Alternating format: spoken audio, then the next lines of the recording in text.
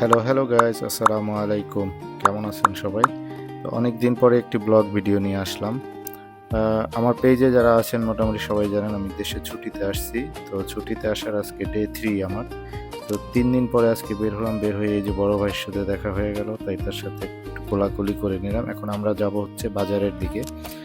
বাজারে ঢুকতেই প্রথমে এটা আমাদের বাজার, আমাদের ইউনিয়ন পরিষদ ভবন, এবং ডান দিকে এটা হচ্ছে শহীদ মিনার, আর এই যে বাম দিকে হচ্ছে আমাদের জুম্মার মসজিদ, জামে মসজিদ। তো এখানে আমরা নামাজ পড়ি।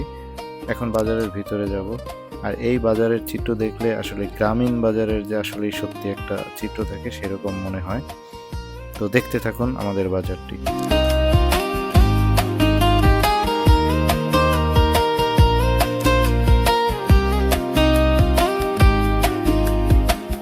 আমাদের এটি গ্রামীণ বাজার হলেও মোটেও সেই রকম গ্রামীণ নয়, এটি অনেক আধুনিক। আমাদের বাজারে এটিএম বুথ আছে এবং বিভিন্ন ব্যাংকের শাখাও আছে।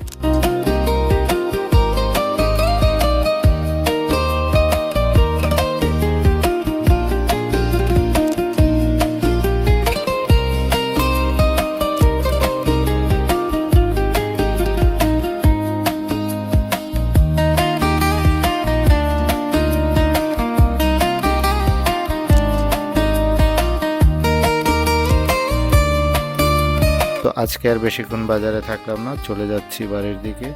বড় ভাই আর আমি চলে যাচ্ছি ভ্যানে করে। আর গ্রামে এসেছি, গ্রামে ভ্যানে না উঠলে আসলে গ্রামীণ ফিলটা আসে না। গ্রামের রাস্তায় ভ্যানে চড়ার যে একটা অন্যরকম অনুভূতি, এটা আসলে যে না চড়বে সে কখনোই বুঝতে পারবে না।